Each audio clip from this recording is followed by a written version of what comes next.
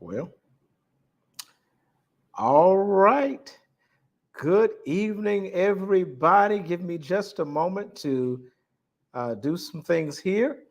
If you have joined us for the first few seconds, give me a moment here. I'll say hello to you, but please give me just a moment to. Whoa. Well, excuse me. I'm trying to change the settings here. For some reason, this software does not automatically go to public, so I have to go in the actual live to change it to public, and there we go. Now more than my friends can watch this. This is totally public now. I want to say good afternoon, good evening, or good morning, depending on when you're watching this and where you may be watching this from. This is the Conscious Bishop, and if you are watching me on YouTube, welcome. I'm going to ask you to please share this link with someone else. I also ask you to engage on YouTube and also make sure you hit that like button and subscribe. That's very important. That helps us out. That makes YouTube like me a little bit more and and show this video to other people. If you're watching me on Facebook, do very similar. You don't have to hit subscribe because I don't have a subscription service here. I'm thinking about doing that eventually. But what I want you to do, if you're watching me on Facebook, please hit that like button as well. And actually, you don't have to hit like buttons. No, just engage and hit the emojicons or whatever you call those. Hit those. I call it the pissed off face or the happy face or the love button or whatever, all that stuff. Okay. If you hit those, that will trigger the algorithm of Facebook and cause us to show up on more people's feeds. I see you guys coming on in. Hey, hey, hey. Also, make sure that you comment and engage. That's going to help our algorithm as well. So you're in here. I see about 4 of you so far on Facebook, I think. Yep. Let me see some comments out there. Say hello. Let me know you're here. And also, if you're watching the replay, either on Facebook or on YouTube, please hit hashtag replay so that I'll know that you watched. Otherwise, I'll never know you were here. And I like to know who was present with us. All right, guys, I'm going to jump right in. Welcome to the Conscious Bishop tonight. Hey, Angela, how you doing, my dear? So glad to see you. Welcome to the Conscious Bishop tonight. And we're going to have a great time. We're going to have a special guest here tonight that I think you're going to enjoy. And he's going to have a very unique story. I've heard portions of his story already. And what I heard was very enlightening and very interesting. And as you see here in the subject here, well, not the subject on Facebook, but at least going across your screen, it is a very unique story. I don't think this is going to be, hey, Robin, how are you? I don't think this is going to be what you're accustomed to. Like some of the stories you heard, it is very, very unique. I think you're going to really, really enjoy this tonight. So without further ado, I'm going to bring up my guest, and give me just a second. I am sharing this to my group in one of my pages, so bear with me. Let's see here. There we go. All right. I'm going to bring up my guest, Tommy Stewart. Come on, as they used to say on The Price is Right. I'm not going to say come on down, but come on up. All right. Hey, buddy, how's it going? Not bad, Jamal. How you doing? I am doing very well. Glad to have you here. I think I talked too much in the beginning. I lost my 5 viewers that I had. Now we're down to 2. I've done that too. Yeah.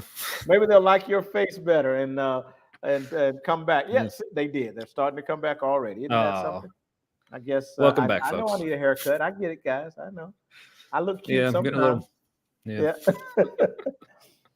But man, I'm so glad to have you tonight, and I feel like we're going to have an exciting discussion. As a matter of fact, I'm so prepared for it because I feel like it's going to be amazing and different, and might even, need something to calm me down. So this is what I got. Yeah. This is what I brought. So. Oh, awesomeness. Let me see. I'm gonna show you what I'm drinking tonight, and you tell us what you're drinking. Come show them what you're drinking tonight. Okay. One of my all-time favorites. So I'm a big craft beer nerd, snob, whatever you want to call it. So this is by Stone Brewing. Love it for the title too. Arrogant Bastard Ale. I mean, I've been called worse, but one of my favorites. So one of your favorites. All right. Mm-hmm. And I'm having tonight Quaddy Electra Moscato. If you've never had the Quaddy brand, I'm telling you, you're missing something. The only place I know to get it at is a Total Wine store. I'm sure somebody else may have it, but I haven't seen it anywhere else. But Quaddy is an amazing brand. Hey, Bishop Hunt, so glad to see you. Quaddy is a very amazing brand, especially if you like sweet wine. Okay, it's very sweet. It's delicious though. Only problem is you can drink so much because it's so sweet. You might get a little tipsy quicker than you really want to. But yep. But it's something great. To look out for. All right. So before we get started tonight, I want you just to kind of introduce yourself. You don't have to go into your story just yet, but introduce yourself. Tell us something about you that we would not know. Okay, just tell us maybe your family or where you're from. Just give us some background information. Yeah, sure. So, like it says there, my name's Tommy Stewart. Live in Cincinnati, Ohio. Just turned 41 recently. How recent? When was your birthday? Back in the end of January. Okay, well, happy belated. Yeah, thanks. Feeling a little older, but yeah. Part of the thing that helps me feel a little older / younger sometimes. I also got 2 awesome kids, 14 and 12. Awesome. So yeah, it's life's getting busy, especially with the oldest one just started playing lacrosse. The youngest one is transitioning from basketball to baseball. So yeah, gotcha. Free time's not much of a thing. I see. Yeah. Are we for the ladies out there? Are we married or single? Separated at the moment. Separated at the moment. So that means yes, we're on our way to we're doing a dissolution instead of a divorce. Okay. So if people are familiar with that, it's basically you guys can do that in Ohio. We don't have that option here in North Carolina. Okay. I'm only familiar with it because I have a daughter that's in Ohio, and her previous marriage, that's what she did. Okay, yeah. If you can do it, I definitely recommend it because, divorce, what most people do is basically you go to court, the judge figures everything out, and it's with the lawyers. But like the way we're doing it, we still get along well enough that we're basically just working everything out ourselves, filling out all the paperwork ourselves, with legal advice and help. But yeah, just doing it all on our own. Then we'll just take it to the judge and say, "Here, we're doing this." Sign off. But now the downside is that means we got to do everything. So it's kind of taken a while because it's a lot of paperwork to fill out yourself. But it's just better overall. It's there's no such, I don't know if there's any such thing as a pleasant end of a marriage, but especially compared to divorce, it's a much nicer way to go through it. So if you can do it, I definitely recommend it. Got you. Okay. Well, great. Have you been in Ohio all of your life? Yep. I grew up in a smaller town called Springfield, Ohio. If anyone's familiar with that, my sympathies. Moved down to Cincinnati for college. Went to the University of Cincinnati. Then pretty much been here ever since, except that about 10 years ago now, I moved to Columbus, Ohio for a year, but then came right back. So okay, cool. Yeah. Cool. Thank you for sharing that information. Do you have any hobbies? Any things you like to do? Like I said, lately, one of my biggest hobbies is being a chauffeur for the kids. But other than that, I'm into music, video games. And once I get into more of my story, maybe explain this more, but I'm basically in a part of life right now where I'm trying to just kind of, I don't know, do less, I guess would be the way to put it. But yeah, just trying to take a break from the craziness that was especially been the past 4 years. But like I said, we'll get into that. Other than that, something else I do is I also host a a live stream every Tuesday evening with one of my best friends, Matt, called The Humanity. Yeah, we just stream here on Facebook and YouTube. So Okay, I it's could called comment later. the Humanity. The Humanity. Yep. Okay, Yeah, it's and even though we'll probably do this again at the end, but tell us how they can find this podcast and or this live stream or whatever you call it, and mhm. when it airs, when you guys do this, and how they can find it. Yeah, sure. I mean, I'd say you can just like search Facebook and YouTube, but if you just search The Humanity, obviously probably a lot of stuff's going to come up. So I think on the Facebook site, it's just The Humanity Live is like facebook.com/ The Humanity Live, I Okay. think is what we named it. And then same on YouTube. Okay. Yeah. Okay.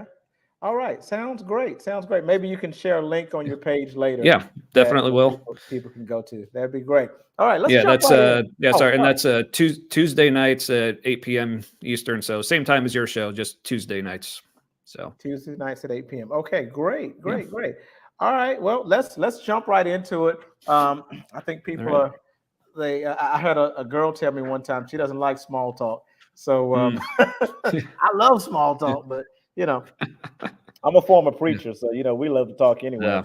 You see. I get you. Yeah. So let's jump right into your story, man.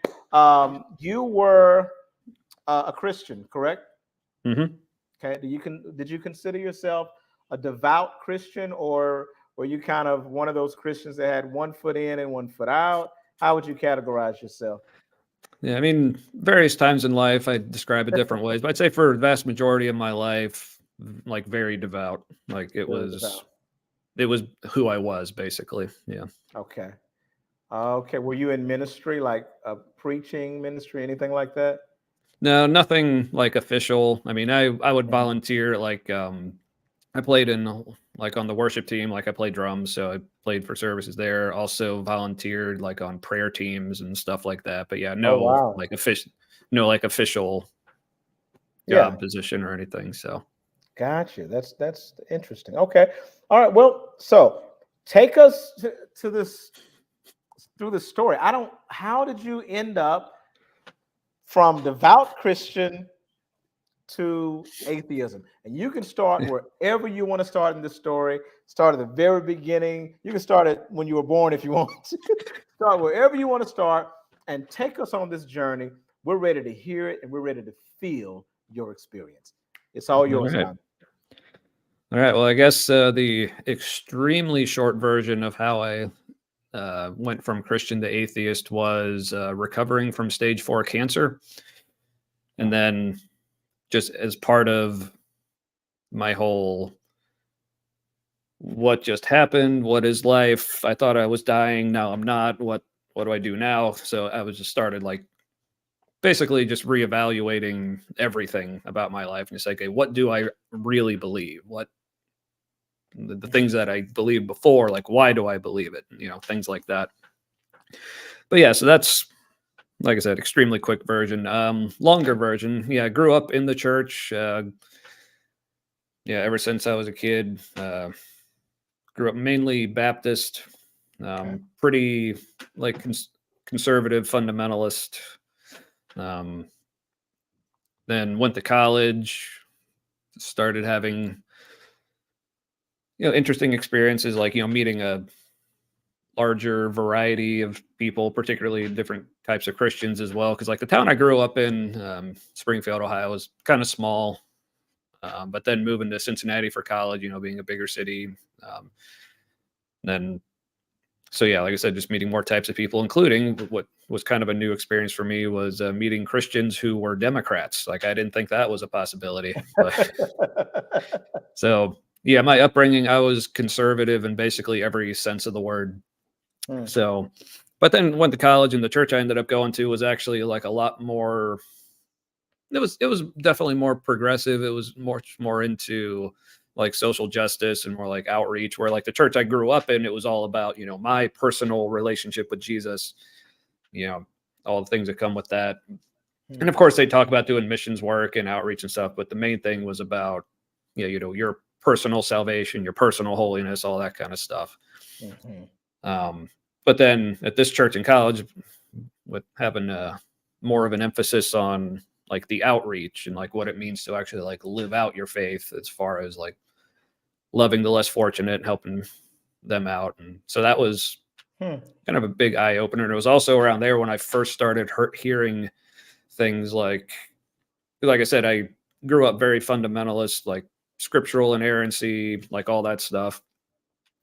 But then going to college into this church and hearing ideas for the first time, like, oh, the creation story in Genesis wasn't necessarily meant to be taken literally. And I still remember like the first time I heard that said, and like, so that was probably. You heard that said in church? Yeah. Wow, that's amazing. Yeah. So, and like I said, I still remember that very vividly. So that was probably the first thing that you could say, maybe like if you want to call that deconstruction, which I got into much more heavily later in life, but that was probably one of the first things that I had like a big like paradigm shift on, like, whoa, wait, like not all Christians are like the way I grew up. Because I remember like as a kid, recognizing that, there's lots of different types of Christians, lots of different types of churches. I remember just like asking my mom one day, like, so I don't remember exactly what I asked, but it was something along the lines of like, why do all these other churches, like, what do they believe that's different? Like, what do we believe that's different from them? And I remember the way my mom put it, and like, I'm not trying to rag on her or anything. She was probably just trying to find a simple explanation to explain to her 7-year-old. But she basically just said, we just believe what the Bible says. I'm like, oh, and I remember thinking, why doesn't everyone do that? Right. So, yeah, so I had this impression in my head that like, oh, if Christians who think different things, they're not going with the Bible or whatever. So then, like I said, then learning things like, oh, not all the stories are meant to be taken literally, like that kind of thing.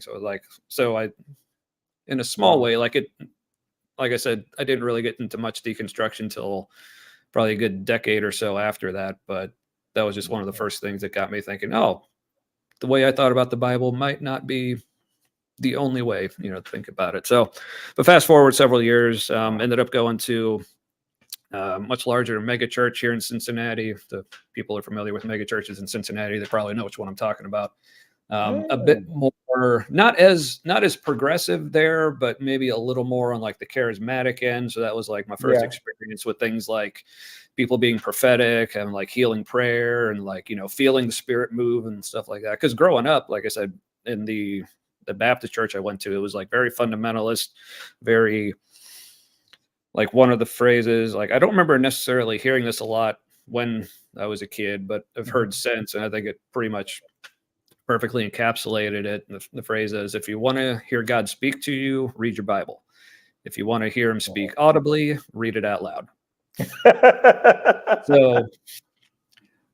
But then I would, as I got older, and then especially started going to this larger church, I was seeing people like claim to like actually not necessarily audibly, but be like hearing from God. Like I said, doing things like being prophetic and being able to like pray over people, give them a word, stuff like that. So I was like, that's cool. I want that. So I started getting more involved in like ministries and stuff there. And I started like experiencing things. Like I remember doing things like, even when I would read my Bible, it would like words would literally like, at least as I perceived it, would literally like jump off the page at me. It's like, oh, this is something, or I'd be praying and I would feel like I got an answer while I'm praying, or I'd be talking with people, whether in prayer or just in like small groups or whatever. And I would just feel like I need to tell them this. And I would tell them something. They're like, how did you know to say that? Stuff like that. I was like, and I'm like, this is really, really cool. So I'm like finally getting to the point where I'm like, okay, this is what I've been wanting in Christianity like my whole life. And I'm finally getting it. So that was, of course, it was right at that point. That's when I started like getting into deconstruction. It was mainly due to a friend of mine, my friend Matt, who I do my live show with. A lot of our spiritual journeys like really track like with each other. Like we've been best friends for probably almost 20 years now. But so he's started sharing things with me, and part of it's also like with his story, like he had a wife. Well, he still has a wife who used to work for that church, but then she ended up getting fired from there with some really shitty circumstances. So that was one of the things that, like, for the two of us, kind of, because we had this church like totally up on a pedestal, like, this church is like Mm, vital to our spiritual growth and everything. So then they did this nonsense, and we're like, huh, maybe we should like wait a rethink minute. some things. So then he started reading people, like, if you or any the viewers are familiar with people like Greg Boyd, Richard Rohr, Rob Bell was in there somewhere. Oh yeah. So again, started hearing some more like really like radically different ways of viewing Christianity. So I guess kind of to take my deconstruction story and make that really short, by the time I left Christianity, You got plenty of I time, by the way. yeah, I basically considered myself a universalist panentheist. So Universalist, pan-atheist, panentheist. panentheist. Okay. Yeah, it's Tell us similar to about this. it's similar to pantheism. Like, I still don't fully understand it. Like I said, I wasn't there for a super long time. It just sounded good to me at the time. So it's like, yeah, Pretty I'm cool. that. But basically, where pantheism, and again, this is just my limited understanding, but Yeah. pantheism is basically everything is God, but panentheism is more God is just in everything. Ah, I see. Yeah. So because once I started, deconstructing more and looking into different voices, like your Rob Bells, your Greg Boyds, thinking like, well, if God is completely love, then hell just doesn't make sense at all. So, hence the universalism. So I'm like, well, of course, that's got to be it. And then it's like, well, if God is like supposed to be like omnipresent, then him being in everything and like sustaining everything, like with his very being, like that makes sense. So that's kind of where I was right around, let's see, when was that? So about the year 2021, that's when things, like, I guess, really started kind of changing direction. So this was coming off, the pandemic of 2020. I ended up losing my job because I worked in doing like audiovisual for live events for hotels. So like once, the pandemic hit, like that was like basically no longer legal. So Oh, so this is about 2021 we're at, right? yeah. Now, So at this time, are you still a professing Christian at this time? yes. Mm-hmm. Okay. Yep, all the way into universalism. Like, I Okay. consider myself a very progressive Christian. So I'd basically by this time run almost a full gamut of at least like Protestant Christianity. I'd been kind of Mhm. all over the place. But but then in early 2021, that's when I got diagnosed with melanoma, skin cancer. Wow. So if people notice like my head at certain angles, if it looks like a portion of the back of my head is missing, that's because a portion of the back of my head is missing. So Okay. that's where the primary tumor was. Like, that sucker was big and gross and nasty. So they took it off. And it's like, they're like, okay, not only is this melanoma, but this is it. They're like, this looks to be like a very aggressive melanoma. I mean, melanoma is aggressive enough on its own, but I guess mine had like several factors about it that made it like even more so. So that was in February of 21 is when I got the diagnosis. And when they first found, okay, there was a primary tumor here, and then they found like another lump, like a couple inches down, like under my skin. It looked like it had also spread there, where it was like right next to a lymph node, but hadn't gone into the lymph node. And we're like, okay, that's good. We found it. Had surgery to remove both. And like, then they put me on it's called immunotherapy. I don't know if you're familiar with immunotherapy. Yes, I am. Yeah. So for those who aren't, I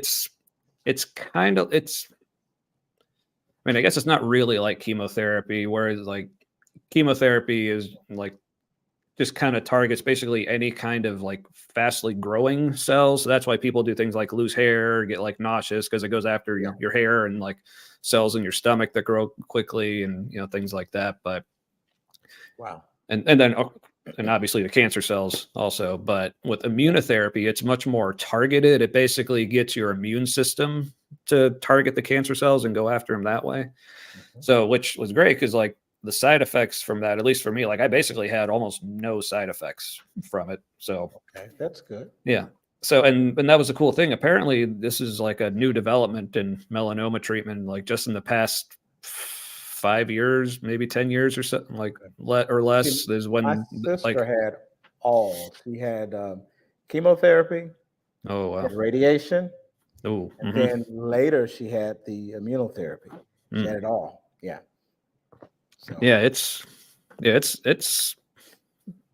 some pretty amazing stuff. Like, but I guess just in the past few years, they've shown it to be like much more effective, specifically with melanoma. So they started me on immunotherapy because they're like, yeah, we took the tumors out during surgery, but just in case there's any residual or whatever, we want to make yeah. sure we get it.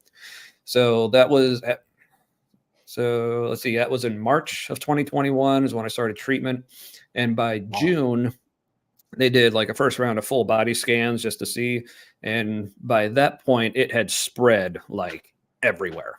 Like my entire abdomen was just full of little tumors. It made its way all down to my Wow. left leg. I think I had a total of three tumors in my lungs, like two in one in the other. Wow. And then they switched up my treatment to a different immunotherapy, so I'm a little more aggressive. But then in July they found out that there was actually a tumor in my heart. Wow. So then they're like, Wow. okay, so immunotherapy is great for melanoma, but one of the things with immunotherapy is it can take a while. It can be very effective, but it can take a while. Okay. And they're like, you got a tumor in your heart. It was almost like about a centimeter across. And judging by like how quickly the tumor on the back of my head had grown, they're like, okay, this could be pretty serious. They're like, you might not have the amount of time that immunotherapy will take. So then they switched me to a very aggressive, like even a very aggressive chemotherapy. Like even for chemo, this was a pretty aggressive one. For the people familiar with it, it's the CVT regimen. It's cisplatin, vinblastine, and dacarbazine. So basically, I had to go to the hospital for 4 days to receive it because it was like injections every day for 4 days. Wow. And I did 2 rounds of that. So it was basically at this point, I was like, okay, this is probably going to be it. Like I'm not expecting to recover from this. I'm like, with how fast it spread, and now it's in my heart. Because also, like attached to the tumor in my heart was even bigger than the tumor itself. Was like a giant blood clot that at any moment could have like popped off, and Goodness, Tommy. So my God. Yeah. No pun So intended. yeah, but I'm wondering what's okay. So when the cancer when you first discovered cancer with the tumor, that was the tumors that were removed. I'm wondering what was going through your mind at that time as it pertained to your faith. Was it, I gotta trust God, God's gonna heal me? I'm just curious at not when you knew that it was aggressive, but at that moment, what was your mindset as it pertains to your faith? Yeah, at that point, like I said, I still considered myself a Christian, but I think it was in kind of a weird, because I was still like questioning a lot of things at that point. Because I even remember, after it was before we found out it had spread everywhere. I had a friend of mine who wanted to, like, her and some other people from like this prayer team at our church. Okay. She's like, I want us to come over to your house and pray for you, because that's also at the time, like I said, so I had lost my job during the pandemic. And I think at this point I had a job, but it was like a real like part-time type of situation. So I was also job hunting at the time, but then also due to losing my job, we had to sell our house and downsize. So I'm in the middle of moving, job hunting, still dealing with the pandemic, and now I got cancer. So they, yeah, I mean, honestly, before we found out it spread, I would always joke that, like, oh, cancer is probably the least stressful thing I have going on in my life right now. Because at that point, I was like, oh, they got it all out. They got me on immunotherapy, just kind of see how things go. So, but I had a friend who wanted to come over and pray for me. But I remember when they came over, it was like 3 of them. It was literally just them and me in my house. And we were just sitting down, and we're going through this whole thing where, like, they're asking me questions, praying things over me, having me pray things with them. And I remember even at that time, like just realizing, because this is something I used to be like all in on, like that was my jam, doing this for people. Like I said, I was volunteering on prayer teams at church. I loved doing stuff like that, especially when it came to like healing prayers. I think I prayed for, I want to say like 4 people who said that me praying for them healed them of like various things. So yeah, that was something I was all about. Wow, I had to come back on that one. Wow, I had to come back and give my wow on that. So you prayed for them and they were healed. Yeah, Okay. at least that's what they claimed. I mean, Right. I'm not saying Right. they were lying or anything, but yeah, Right. yeah. That's interesting to So point out. Carry yeah, on. so they came over and were praying for me, but it was during that time I started realizing this isn't really where I'm at anymore. Just like some of the things they were having me pray and things they were saying, it's like I don't know if I really agree with things like, because they were having me do things like confess to God how broken I was. I was like, I don't really see myself as broken, stuff like that. And so yeah, so I'd say definitely before we found out things were really serious. I mean, I prayed about it. I was in a small group at the time, I was meeting with regularly, and like they were praying for me. And um, so yeah, I guess the way I kind of viewed things more then was, I guess the way I would put it would be I was experiencing God's love, but like through other people. Because that was one of the cool things. Like as soon as I got my diagnosis, because I was like very public about it from the beginning. I was like posting about it on Facebook and Instagram and all this stuff. And I had like just being flooded with all kinds of support from friends and family, both like in person and online. And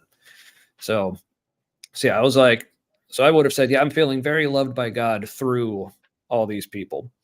So yeah, that's kind of where I was at that. Wow, Yeah. that's interesting. So That's interesting.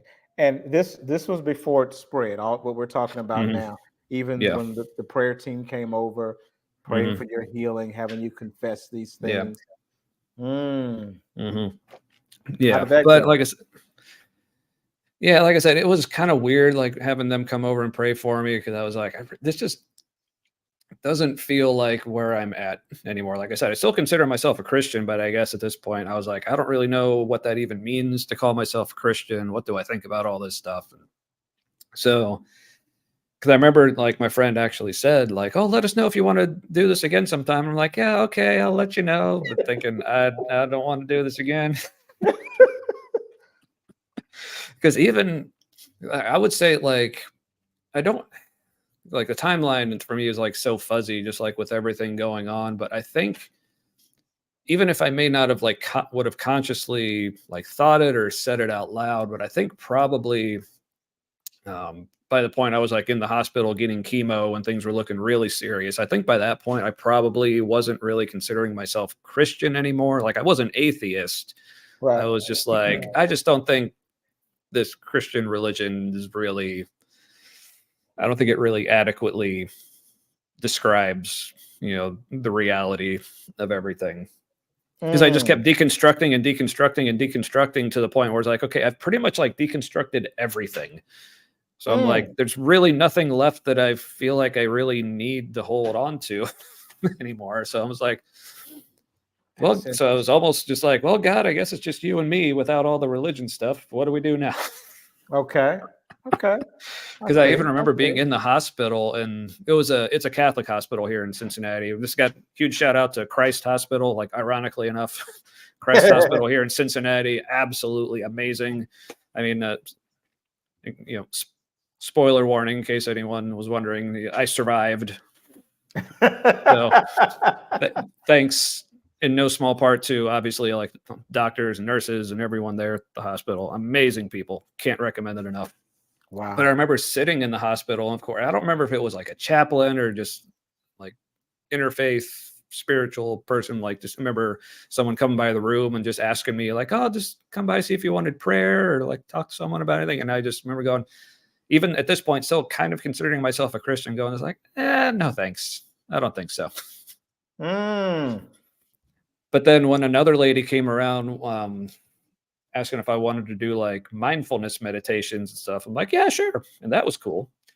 Interesting. Okay. But I mean, that's not something I really like have kept up with or anything, but Right.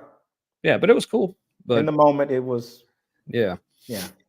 yeah. So yeah, so that was yeah. So this was kind of summer, kind of into September of 2021 is when things were looking pretty bleak. Because like I never like none of my doctors ever said anything like they never used the word terminal or anything like that. But you could tell like everyone was very concerned. Like, but I remember my oncologist would say things like because this was probably the weirdest thing about like as serious as everything was. I never actually felt sick at all. Like I always felt completely fine. So Wow. that always made it weird. So like people would be asking me like, so how you doing? And like I wouldn't know how to answer that because I'm like, well, I feel fine, but I know I'm not. Mhm. So Wow. Wow. yeah. And So, I would be explaining like my situation to people, and people would like just would automatically ask things like, "Oh, so what are you taking for pain management and stuff?" I'm like, "Nothing. I'm not wow. feeling anything." And they'd be like, "Really?" I'm like, "Is that surprising? Like, should I be feeling pain?" Like, Wow. I've never had cancer before. I don't know what to do. But Wow. but so yeah, so and but I remember my oncologist telling me like with me like feeling well, she would literally say things like, "Well, you know, enjoy these days of feeling good because you know you don't know how much more of those you're going to have." Like, and so I was thinking, okay, maybe she just means you know since I'm about to go on chemo and that's going to make me feel sick, or like the cancer for a while might just make me feel a little, or but yeah, but I remember talking or like and looking back, it's like yeah, things were. I mean, I don't think they were necessarily like expecting me to die or anything, but it definitely seemed like a very real possibility and quickly. So that was actually something I asked my oncologist like months after going into remission.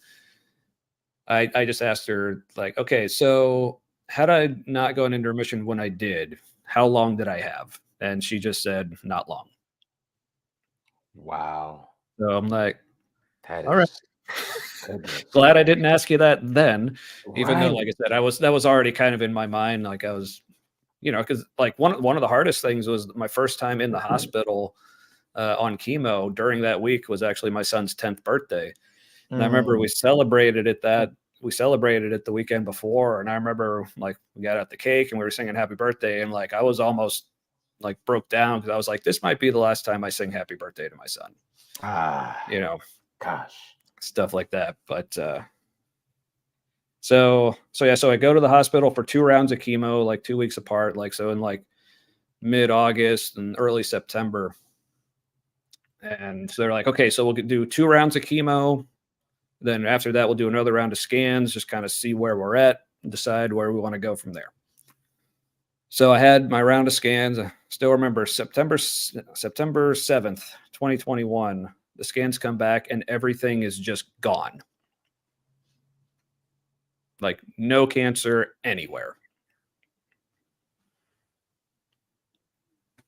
My goodness. And Yeah. you And know what the church people are saying right now, don't you? You oh know yeah, what because they're saying. I heard it from them at the time. Mhm. Yeah. But God healed you. You better tell God thank you. yeah, I mean, I As if still get as that if like you didn't go to the hospital. But anyway, tell yeah. God thank you. God Oh, he did it. healed you through he healed you through the doctors, and Right, I'll right. get And into that more and later. through the medicine.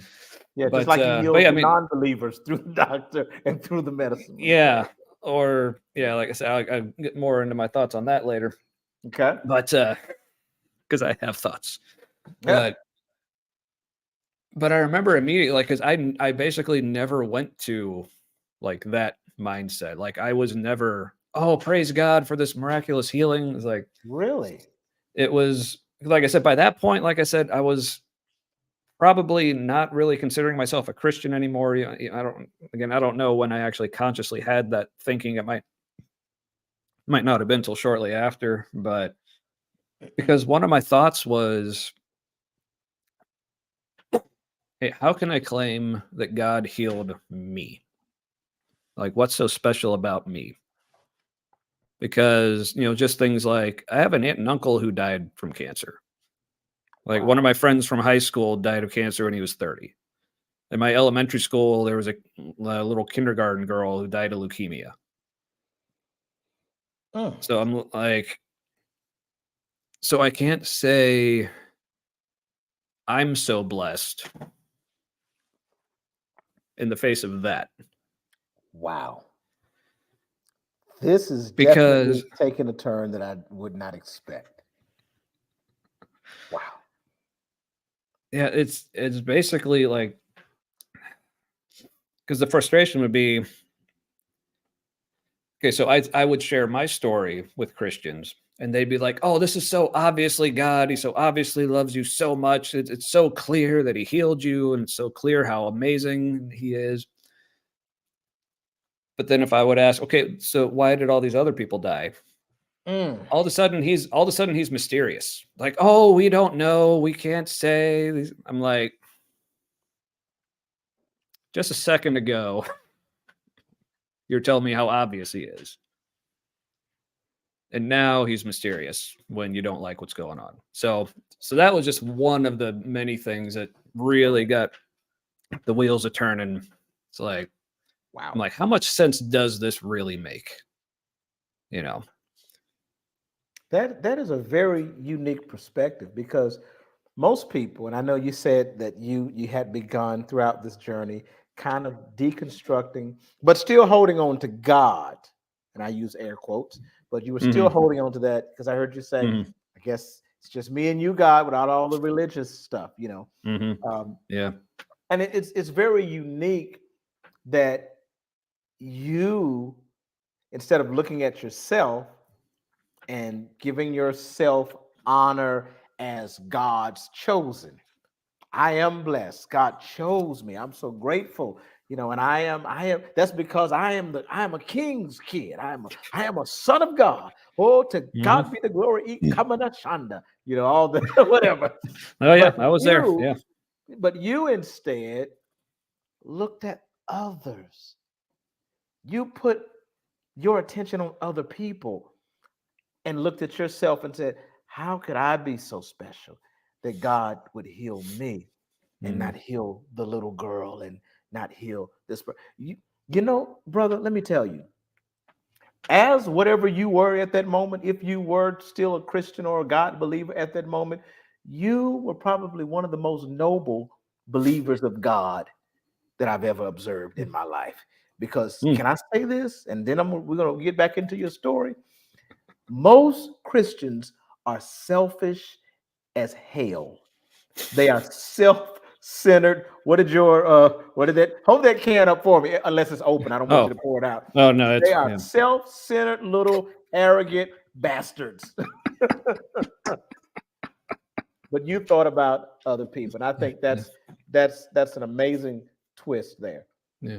Yeah, because that's actually something that, even going back to like days when I was still Christian, that I started thinking about. Because one of the first times was, this was several years ago. I want to say it was right after, people remember, like those really bad tornadoes that went through, I think it was Joplin, Missouri, like years Mhm. ago. And I remember going to church that Sunday afterwards. We were visiting family, and the pastor at their church said, "This is probably still one of my all-time favorite things I've ever heard in a sermon," because it was one of those, like, okay, Sunday after this big tragedy, what do we talk about? So the pastor, he was talking about, things like, the problem of suffering and like why we experience. But one of the things he said was, and like I said, I love this so much. He said, "Don't say, for the people who survive things like this, don't say God blessed me or God spared me, Mm. because how does that sound to the people who lost loved ones?"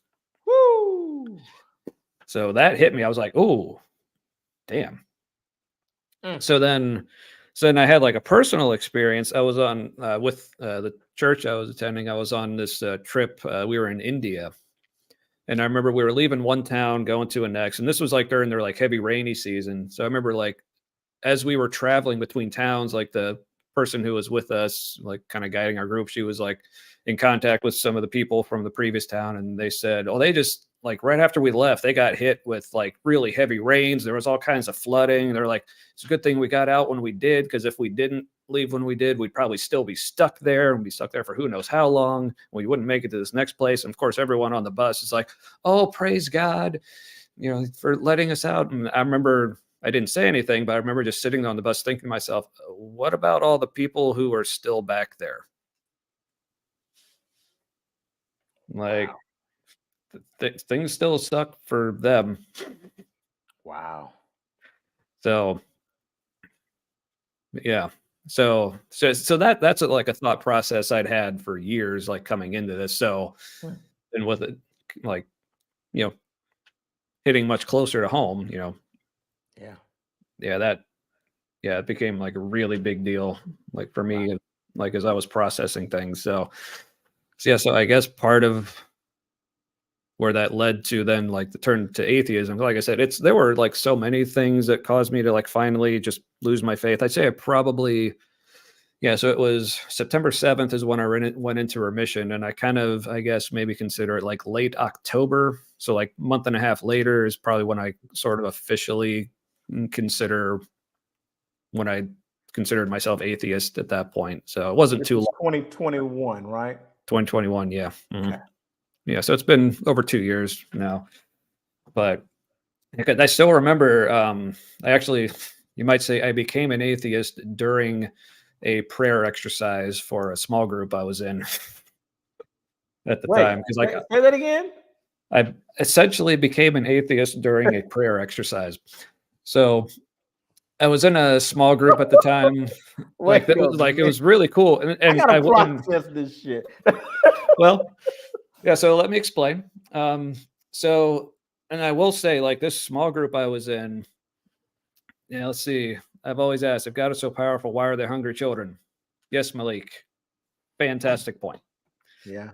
Like, because I mean, I could say, like, how am I going to bless God? Or how am I going to say God is blessing me for my food while, like, how many thousands of children starve to death today? Oh man, if more people just thought like this, man.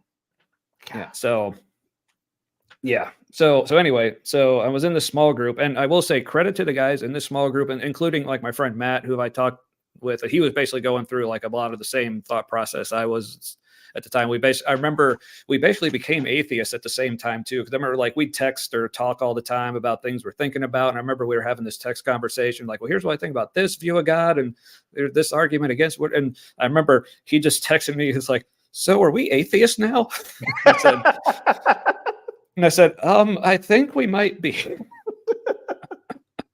So, but credit to the guys in this group as we were both going through our deconstruction process. Like they were totally cool and like supportive, and like they didn't like shun us or like tell us we were terrible people, or, and they let us even like at like small group meetings, like share things we were thinking about and how we were thinking differently and everything. So, yeah, kudos to them for being cool through all that. But yeah, we were doing this prayer exercise like between groups. We were just like supposed to take a day. They said, okay, everyone, like sometime this week before our next meeting, just spend an hour just alone with God and just see what happens. I think, and I'm thinking at this point, I'm like, okay, yeah, we'll see what happens. So basically, that was, I kind of consider that my last, when I gave God his last chance to show up. Long story short, and then at the end of the time, I'm like, yeah, I got nothing. So the challenge was, if I, for lack of better terms, the challenge was what again? After this time of prayer, what someone said, wait and see what happens. Is that what I heard? yeah, so it's basically, yeah, just spend some time with God, just like talk to him, see what you hear, see what happens, that kind of thing. Hmm. So I was just like, okay. So I basically, in so many words and so many ways, just said, all right, God, like show up, because this is probably the main thing that kind of pushed me over the edge to atheism, was essentially the problem of divine hiddenness, if you're familiar with that. I have not heard the term in those words, but it sounds pretty darn self-explanatory. Yeah, I mean, and there's like official like logical syllogisms and arguments and like versions of it, but like I think the official version is, okay, if there is a loving God who wants relationship with everyone, then there should be no such thing as what they would call a non-resistant non-believer. Because you could say, well, I don't believe in God, and someone would say, oh, it's because you're resisting belief. You don't want to believe. But so like, okay, but if there's someone who is actually like earnestly seeking God, but still just isn't finding anything, then that's pretty strong evidence that he's not there. If you're claiming that he wants this relationship and wants this person to know him, if the person wants to know him too, but doesn't find anything, then maybe there's nothing there. So yeah, so it's, and this is also logical, Stewart. Tommy, that's way too logical. I know, right? I mean, because honestly, like they add the non-resistant part in there to kind of make it a little stronger and like more solid. But honestly, I don't even think you need the non-resistant part, because like then you're saying that, oh, God can't deal with my resistance. I mean, because I can say all day long, well, I don't want to believe in the sun, but I mean, it's fucking there, you know. Like, so if the sun can overcome my any possible resistance, why can't the creator of the sun? If you resist the belief in the sun, then the sun will not shine, because the sun is not going to force itself on anybody. It's not going to force you to believe it's there. And if there was anyone who wished the sun wouldn't force itself on you, that'd be me. But speaking of, if I could go into things like intelligent design too, like you want to tell me this. Apparently, the sun and my skin were designed in such a way that they wanted me dead. Woo! So if you're going to tell me God designed that, wow. But so I hope someone's out there saying, "Now, when you say it like that." Yeah, but yeah, so. But yeah, divine hiddenness. But for me, it was really like I didn't even need like the syllogisms or anything. But so Malik again, I'm not atheist. I just do not subscribe. Okay, yeah, that's cool. Do not care to believe or not believe. I get it. I respect that. And maybe like real quick, like because I don't know like what you think of the term atheism, like what it means, or like I said, like we were talking with before. We were talking with each other before going live, how there seems to be a lot of confusion about the term. But to me, atheism, like it doesn't necessarily mean saying there is no God. Like to me, atheism just means I just don't have a belief in one. So to me, in order to call yourself atheist, all it takes is if someone asks you, do you believe in God? If you say anything other than yes, then to me, that's atheism. Because I view the A in atheism kind of like I like to think of it like the A in amoral as opposed to immoral. Like amoral just means it's just not on the spectrum. Yeah, like it's not immoral, it's not moral, it's just not on. So I mean, so it's I also consider myself an agnostic atheist. Like a lot of people consider those like opposing terms, but actually most atheists are also agnostic, because like the agnostic just means I don't claim to know. But the atheist means, but I don't believe there's one. And I would go as far as to say that I actually believe that there is no God, but obviously I'm not claiming to know, because I mean, yeah, there could be a God out there somewhere who just wants to stay hidden. No way for me to know. But I feel pretty confident about the answer. Yeah, but I do feel pretty confident about the non-existence of like the Christian God or pretty much any God that's been presented to me in any like religious concept or anything. But yeah, so but when it comes to like the hiddenness, like I said, to me, it wasn't even necessarily all about, you know, the official like logical syllogism of how like the arguments laid out, but literally this was also a thing that I would kind of struggle with going back to my days as a Christian. Like I remember like asking friends things like, so why isn't God just obvious? Like, why can't we just like see him somewhere? And they say, well, of course he's obvious. I mean, you look at like creation, like all the beautiful things in your life. No, I mean like obvious. Like he just kind of shows up and like, hi, I'm God. Like I'm right here. And as if there was no seed that started anyway. Yeah. Yeah. So it's, so you don't have the answer. So therefore God. Yeah. Always. Yeah.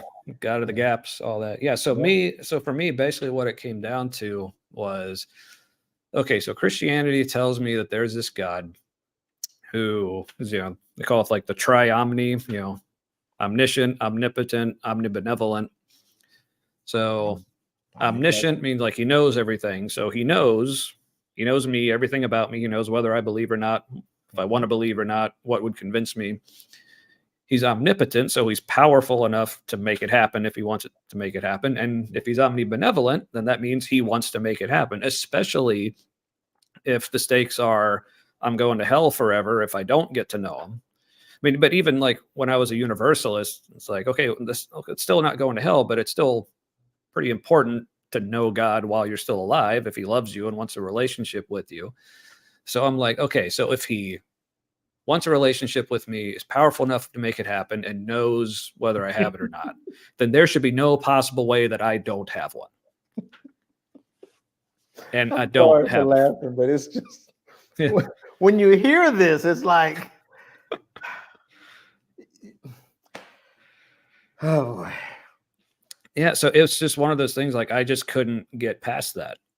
Like Yeah. so. It's So kind of as like I've. there's a scripture that says God, well, let's say this first.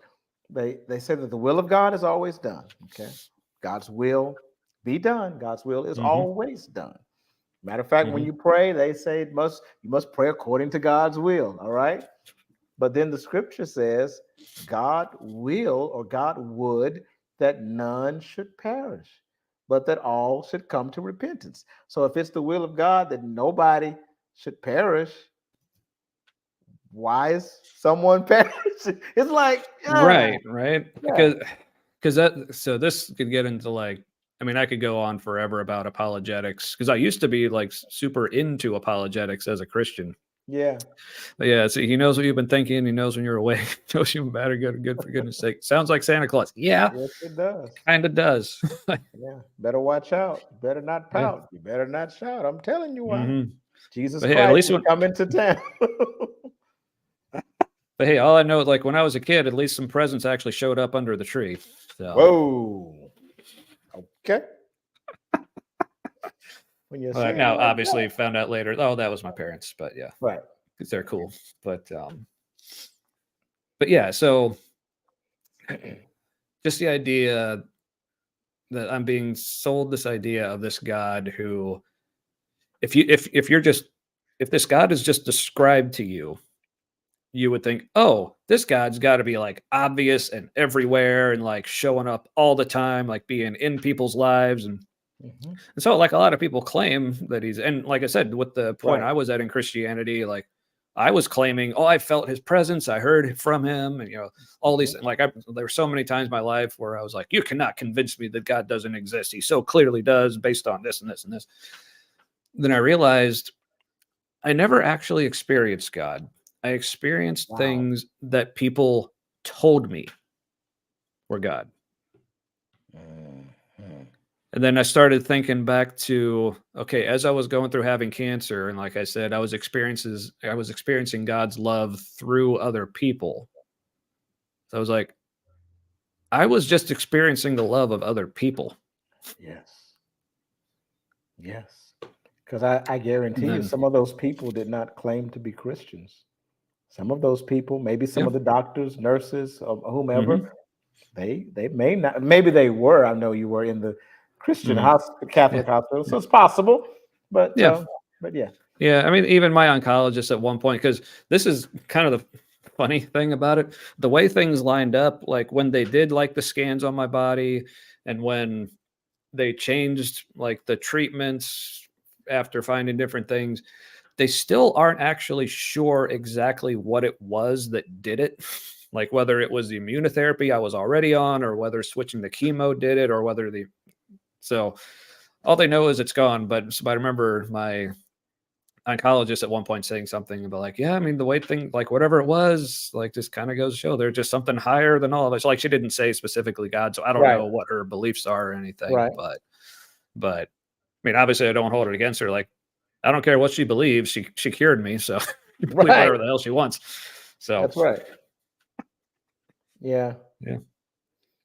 It's and as you say it, I'm sitting here dealing with the thought that what happened in your situation, and we're very grateful, very thankful that you're here and that you're Yeah. talking to me and talking to us right now.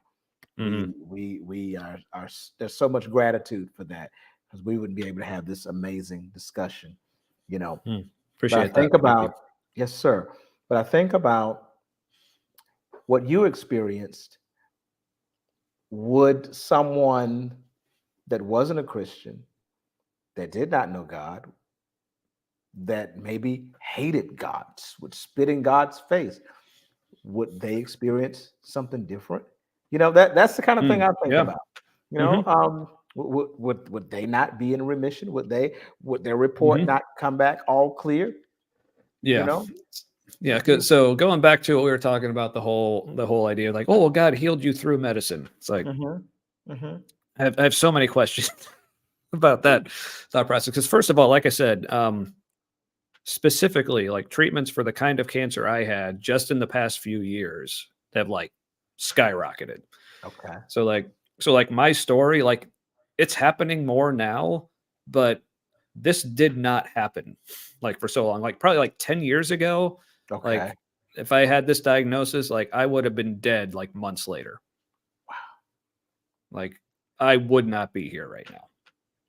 Wow. So again, going back to okay, now let's like blow this out like big picture. Like I'll say, so if God loved me and healed me through like this medicine, like what about all the people who like the millions of people who died of the very same damn thing that I had for centuries or millennia before this? So if God's healing through medicine, like what the hell took him so long? And Mm-hmm. also, especially for those of us in America, why the fuck is it so expensive? Yes. It's like, could he not think of a more efficient, cheaper way to do this? Plus, I mean, people tell me, oh, God healed you. Yes, after, let's see, I had 3 surgical procedures, 6 different cancer treatments, 3 different hospital stays. Oh, and then God healed me, apparently. Mm. So he couldn't have like let me go without doing all that and like all the stress that it put like my family and friends through and like yeah. So Wow. then my Some yeah. people would say he was just testing your faith. You Well, passed I the test, already brother.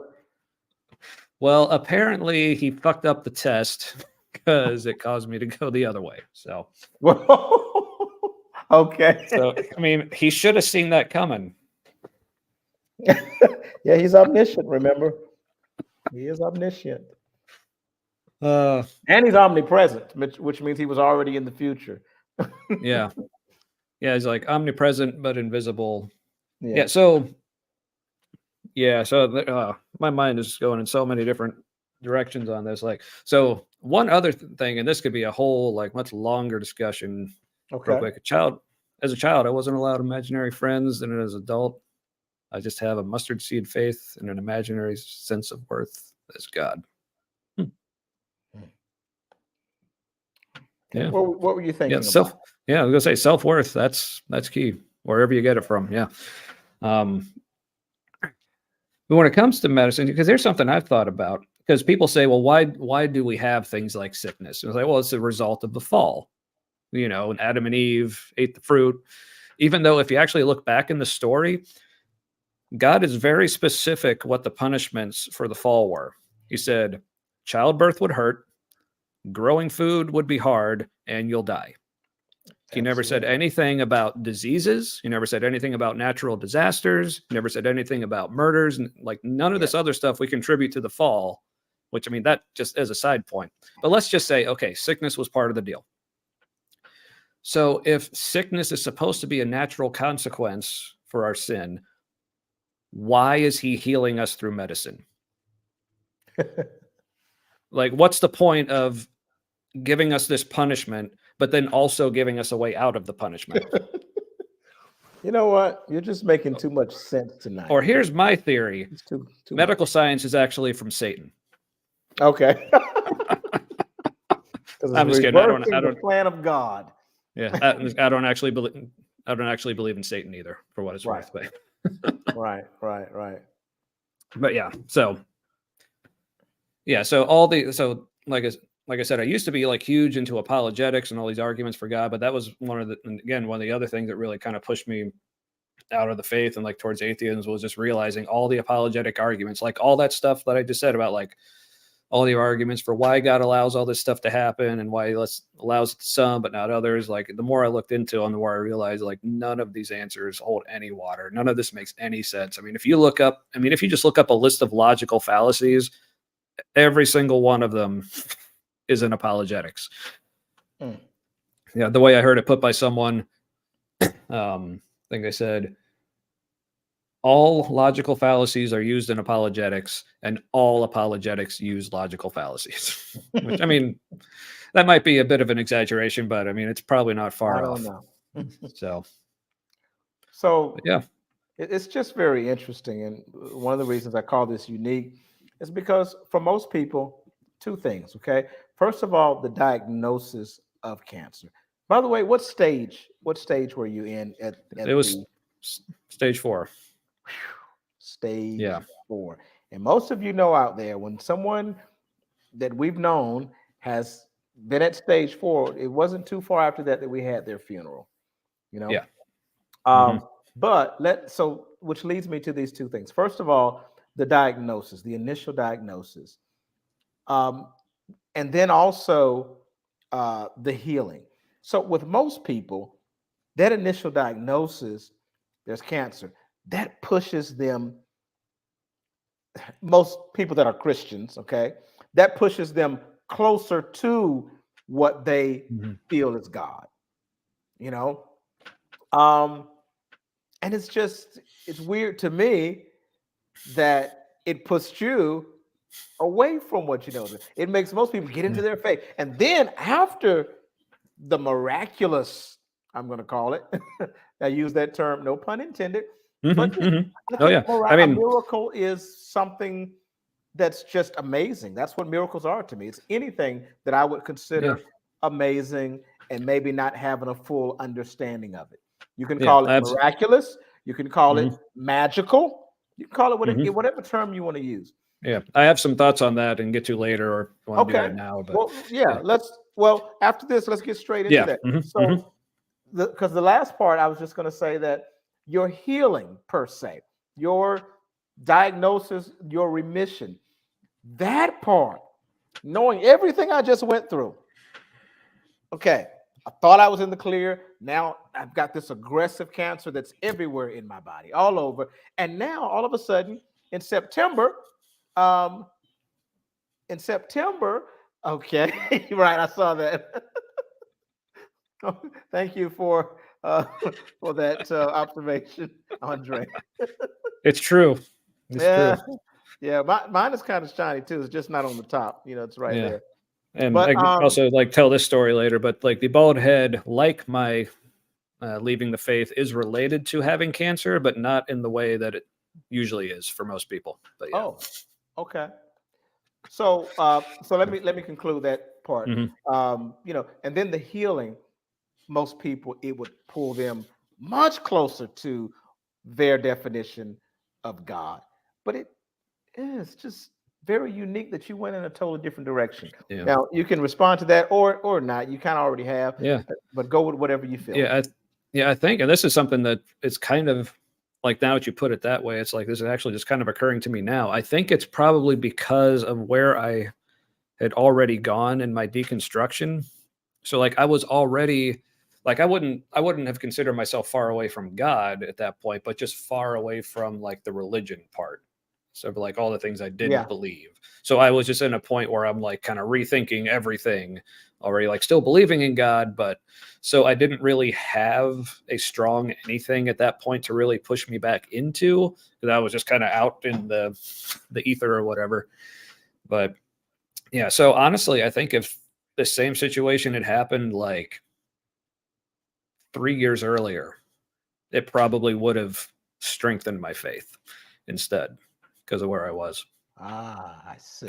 I'm honest. So So what do you, if there's one particular thing, and it may not be, it may be a, combination of things, but if there is one particular thing, what was the nail in the coffin for Christianity like for Christianity specifically, or for yeah, atheism, for yeah, whatever, or for you being where you are now?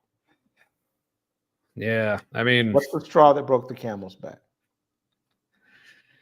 Yeah, that's hard to say, really. Because Okay. I'm not sure if there really was one thing. I mean, unless, like I said, there was that like prayer exercise I went through, where it's basically just kind of, I guess, in a way, giving God his last chance to show up. And even though at the time I didn't necessarily think, okay, this is it, I'm an atheist now, but it's really more Right. looking back on it. I think, okay, I think that was probably the biggest thing right there. Just, yeah, I mean, so if you want to just boil it down to a single issue, I'd say, yeah, divine hiddenness. And this is something I still say, yeah, divine hiddenness is probably the biggest issue, because when it comes to like arguments against God, I mean, like things like the problem of evil, that's usually like, the sexier argument, the one that gets more attention that most people talk about.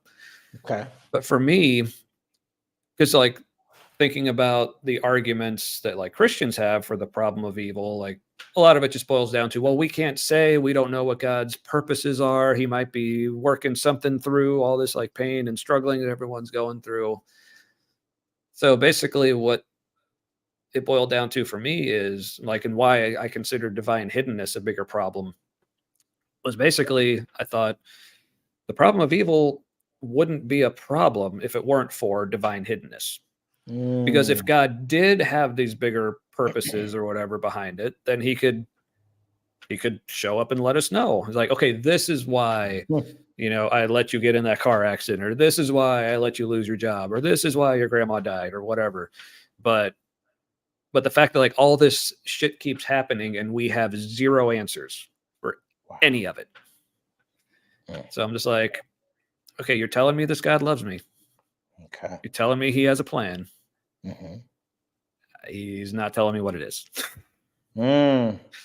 So because I think about, there's one analogy that I keep coming back to, because people always talk about God this way, like as a father, like, and I'm a father. If I was as involved in my kids' lives as God is or isn't, like they'd probably be taken away from me, and rightly so. When you put it that way. Yeah, I mean, and also like when people come up with arguments for the problem of evil, like, well, they say, well, it's because he has to allow us to have free will. Like people will, I don't know if you're familiar with Thomas Ord. Not certain. He wrote a book called God Can't. Okay. He's a Christian, but like his whole solution, like the problem of evil and like so many things, is basically, since God is just such pure and total love, and love does not coerce or control, his argument is basically, oh, well, then that just means that God can't basically control people or stop them from doing things. And I'm like, to me, like that just sounds like a bit of a, I mean, and obviously I've heard him talk about it. I haven't actually read his book, but I've heard him in interviews. I've heard him give like lectures and talks on it. Like very intelligent dude. Like he lays out a good case. He's got all this, like, it's a very well thought out, put together thing. But to me, that just sounds like such an ad hoc, such a, like, it's just excuse making. It's like it's almost like in his mind, that's the only way he could make it work. So he made Yeah. it work. Yeah. Kind of thing. Because I'm thinking, Oh, yeah. okay, if that's what love is just to be completely hands off. Again, going back to Mike. So that's what they say. So that's why God, he can't stop evil from happening, because that would be a violation of the person's free will to commit the evil, and he can't intervene. So I'm thinking, like, again, back to my kids. If one of my kids is in the middle of hurting the other one to the point where they could kill them, and if I just, well, I love the one child who's attacking the other gotta one, be so I like can't God. Gotta let violate it their free happen. will. Yeah, like, again, like they'd be taken away from me. I'd probably be put in jail, Yes. So I'm like, that's like, that can't be what love looks like. It's kind of like the So, excuse that people yeah. use. They'll say, well, God is not like man. Yeah, that's pretty obvious, right? We wish he was Yeah. more like man. Yeah, well, but I mean, if you go back to like the older depictions of God, he was certainly a lot more like man. He I mean, was that's like like man. all the like, Exactly. yeah, I mean, this is one thing I found like super interesting. I don't know if you're familiar with Daniel Dennett. Uh-uh. So if you remember back when like the whole like the new atheism movement was popular, like 10, 15 years ago. People like Richard Dawkins, Yeah, yeah, yeah. Christopher Hitchens. There was like the Four Horsemen. If you remember hearing about them. Yes. So Dan Dennett, he was one of the four. It was Richard Dawkins, Christopher Hitchens, Sam Harris, and Daniel Dennett. So Daniel Dennett has this book that I highly recommend. It's called Breaking the Spell. He basically just goes through, it's basically a book like, why are people religious? Like, and I think officially he's a philosopher, but like he also knows a lot about science and biology. So he basically goes through this whole history of like why people have come up with religion in the past, what purpose it served, how it's evolved over time. And one of the things he talks about is because like early on, like the gods were essentially just superhumans. Like, they were emotional just like us. They had bodies. Who's They the ate. author again? Daniel Dennett, Dennett, I think. Yeah, the book is called Breaking the Spell. Highly recommend it. Because he talks about the way gods, yep, that's it. How our view of gods evolved. Because like if you read like even in like the Bible or like any other like ancient religious text, like I said, the gods, like they had bodies, they slept, they ate, they fucked, they enjoyed, all the things that humans do, but they were just more powerful essentially. But then, and he kind of tracks it like that once we start having more like scientific discoveries about the world, then the gods start shifting. It's like, okay, so the gods, so it's not Zeus up there throwing thunderbolts. We know like like with weather and the atmosphere, like what's making thunder. So like, that's okay. That's not what God's doing, but he's still doing other stuff. So now all the way to now where it's like, you're hearing more language about God instead of being like a physical being. Okay, now he's just being itself. He's just like much more ethereal. Well, and he basically makes the argument, well, because that's basically the only room he has left. Like we've kind of already driven him out of like the physical realm. Yeah. So I'm kind of going all over the place now, but hey, it's okay. One of the. Okay.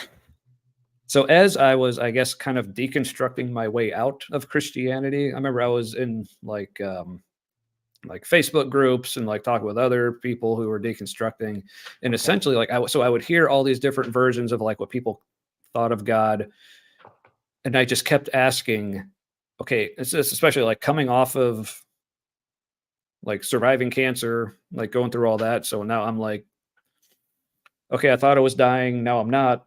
Now I'm also not sure I believe in God anymore. So I'm like literally just like rethinking like literally everything about my entire life. So I'm just looking for answers now. Okay. So I'm asking these people, okay, this person's, so people who say things like what Thomas Ord says, well, God is love and he can't interfere. Okay, cool. How do you know? So I just kept asking, how do you know? How do you know? How do you know? And the answer I kept getting, even from more like progressive Christians, like, well, God is beyond understanding. He's not part of the physical realm. We can't perceive him. We can't expect answers. I'm like, why not? Why can't I expect answers? And so I just kept getting more increasingly frustrated with that, especially just because I'm like, well, this is just what people are telling me. And so like, because just the idea that God is beyond our perception and like outside our like realm of existence and reality, so we can't perceive him. Like people just say that, just kind of take it for granted. Well, of course God's like that. Well, but I started thinking, okay, but why? Mm-hmm. Like we just assume that's how it is. Why? Just because we don't see him in our realm. So we just assume, well, that just must be how he is. But again, going back to if this is a relational God, yeah, because to me, it makes absolutely zero sense for a God to create creatures that he wants a relationship with, but then makes it so they can't perceive him. Wow. Like apparently he can make angels like to like live in heaven with him and be around him all the time. But apparently us humans were like, oh, good luck guessing, I guess. Right. One of the things I often think about though, we say, and by we, I just mean general population, say they believe in God, they believe in the God of the Bible, and that God is supposedly the same yesterday, today, and forever. One of the things that I realized as I study the Old Testament is that the God of the Old Testament did interact with humanity, did get Mhm. involved with humanity, all the time. Oh yeah. Oh yeah. All the time. So if he's the same, why is it today, outside of the 66 books of the Bible, why is it today that we do not see this God getting involved with humanity like he did in the book that taught us about him? Exactly. Oh yeah, that's something I would keep coming back to, because one of the arguments I would And get, we got and about this 10 is minutes, by the way. okay, yeah. One of the popular arguments against like the divine hiddenness thing is like people bring up the free will thing, kind of like that. Like they'll bring up free will and the problem of evil thing. They'll bring up free will and divine hiddenness, but in divine hiddenness, it makes even less sense because the way they frame it is because this is like the logical jump they make. I say, Okay. why doesn't God just show up and say, I'm here, I definitely exist? And they say, because that would violate our free will because he doesn't want to force us to love him. I'm like, well, that's not what I'm talking about. I'm not talking about him forcing me to love him. I'm Reveal just himself. like, Show I his still, love. okay, because here's the thing. Like, I still want him to give me the choice to love him, but I want it to be an informed choice. Maybe it's because it goes against Chinese culture, because obviously Jesus was Chinese. I'm just throwing something out there. I was going Oh, to, I don't know. No. I mean, I, sure. Yeah. But, but yeah, so, but yeah, but even so then I would say, okay, so if God's showing up Yeah. and just like being plain and revealing himself is a violation of our free will, then what was Jesus? Mhm. I mean, another person I keep coming back to is, my namesake disciple, Mr. Doubting Thomas. When he had doubts and he didn't believe, Right. like and this is in the story. I'm not going into like Of whether or not course. this all actually happened or Go whatever. ahead. We But got you. what did Jesus do? He didn't say, well, he didn't just let the rest of the disciples say, well, Jesus, he has to remain mysterious. This is why it takes faith. No, Jesus showed up and said, here, put your fingers in my holes. Wait. I don't like that. Well, hey, apparently Jesus was into it, and I'm not gonna kink shame. But Woo!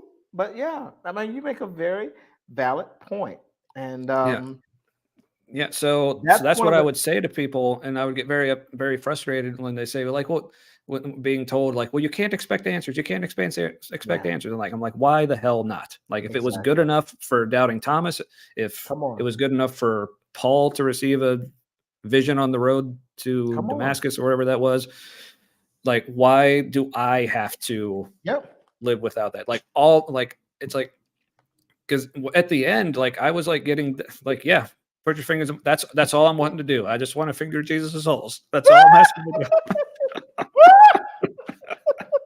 Wait a minute. Oh, let me What? let you stay on track here, What?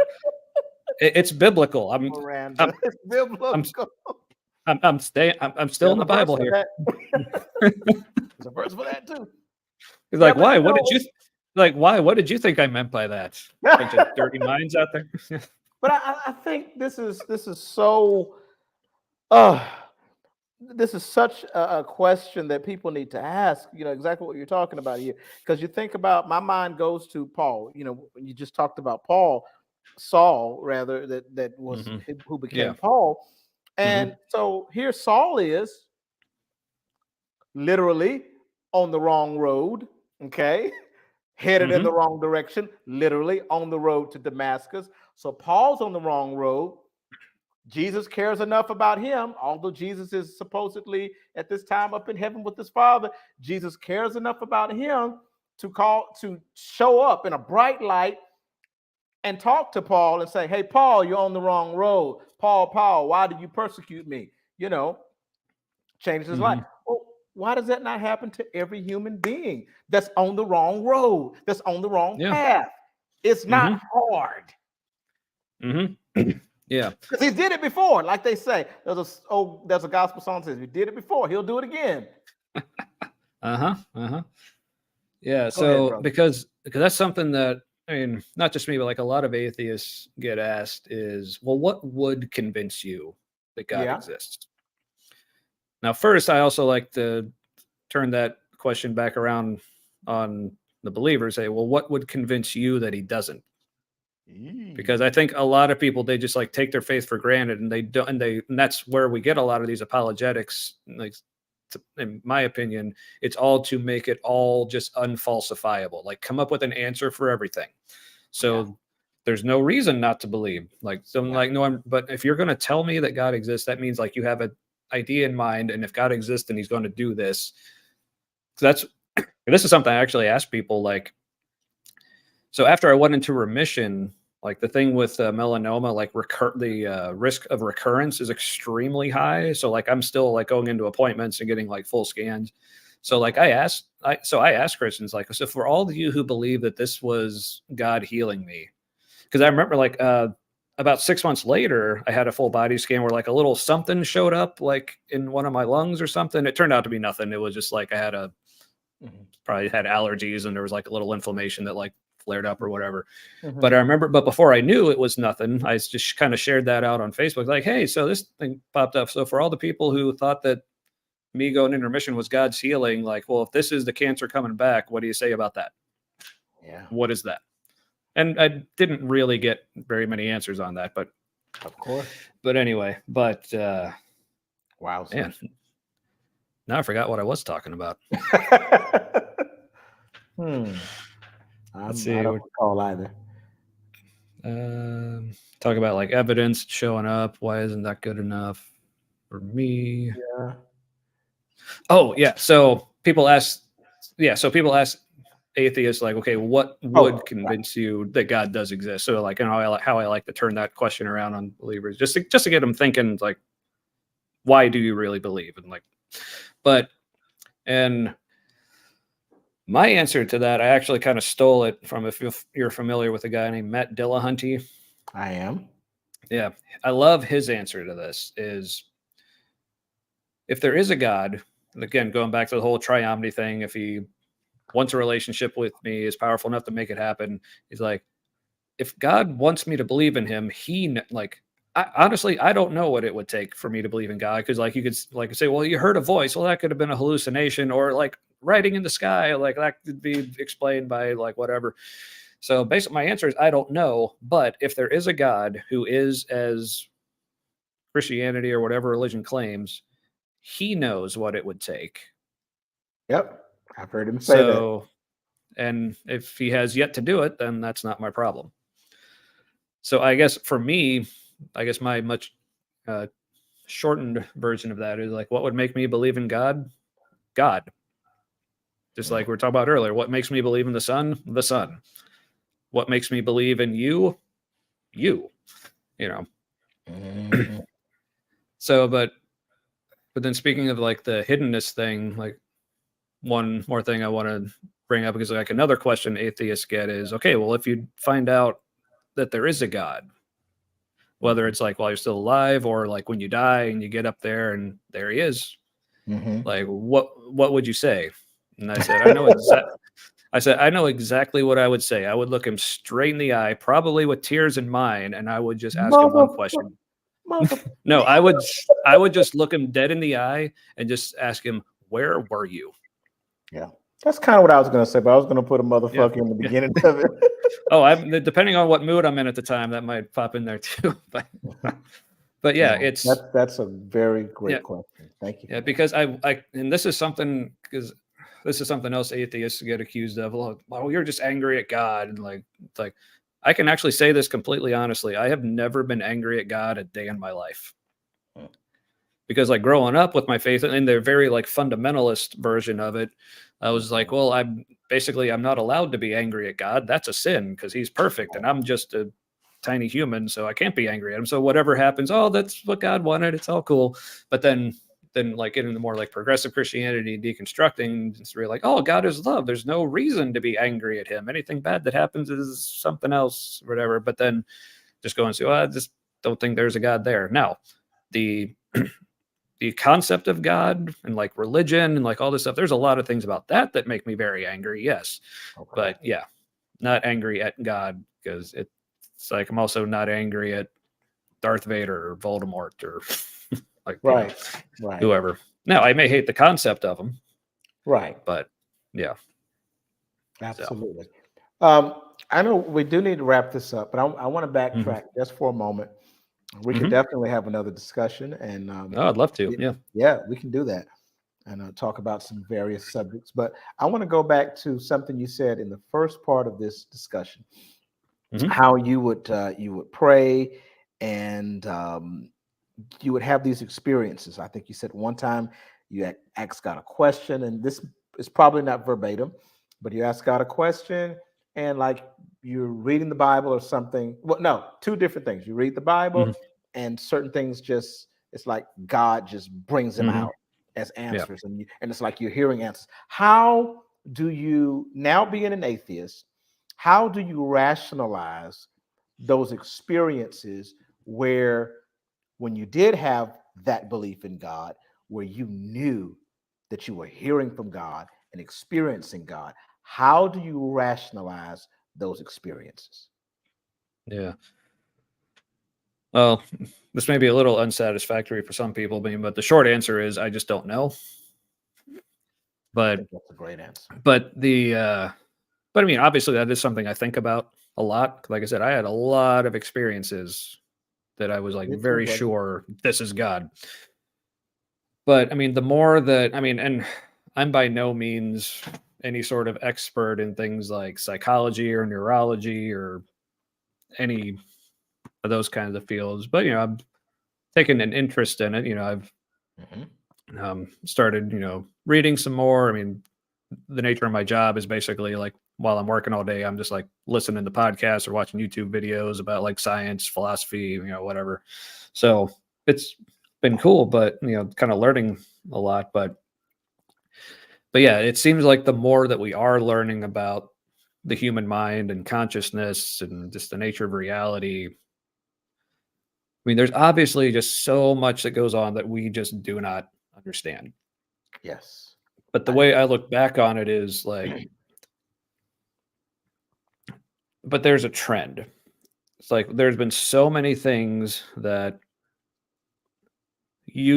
people used to think were supernatural, but Mhm. now we discovered no, that there's a natural explanation for that. I mean, it used to be like things as simple as like the wind or breathing Yeah. or blood or storms, like, but now it's like no, we've like explained all of that. Now obviously science hasn't explained everything, and I'm by no means claiming that science will explain everything, because Yeah. I still realize, humans are such a small part of the universe now. What we've been able to do, at least, to my mind, is like pretty amazing. Um, but yeah, I think there's just so many things about, even talking about things like being able to like speak prophetically to somebody. Like there could be all kinds of like like still completely natural and physical like connections that are going on between Yes. people's minds that we just don't understand. I mean, even just with our own bodies. Like one thing that I think about that like blows my Yes. mind Yes. Yes. is I am constantly doing things within my body that I don't know how to do. Mm. Mhm. Like when it's like, okay, I'll think like take a drink of my beer. Like I know how to lift my glass and pour it in my mouth, but and swallow it. But now my body's doing all kinds of shit with this that I have no idea what's going on. Yeah. But my Okay. body's doing it. So I'm like, could there God be did it. something about the way our brains God did it. I'm just kidding. like God wants me to have a beer, I guess. So that's cool.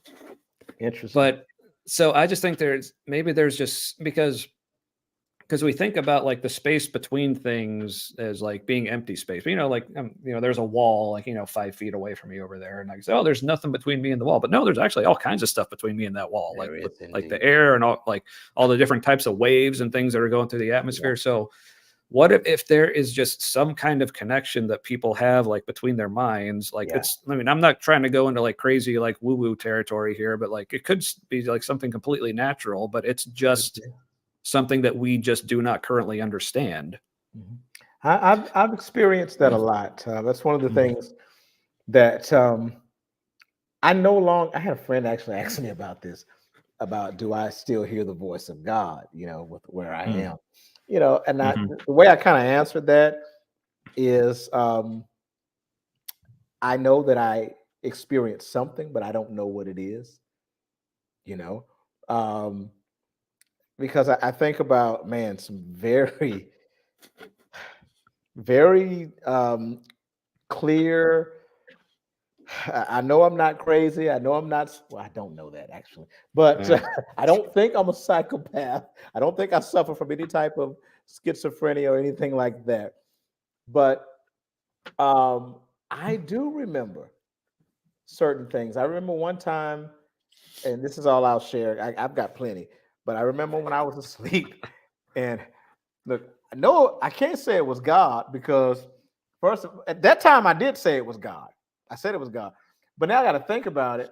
I was cheating with with this girl. I was with a girl that Ah. I wasn't supposed to be with. Okay, Mhm. and she was somewhere she wasn't supposed to be. Or really, I guess because I didn't really belong to her, she could have been wherever she wanted to be. But she was Yeah. somewhere. We were in a committed relationship, although I should not have been in one with her at the time. Mhm, Anyway, mhm.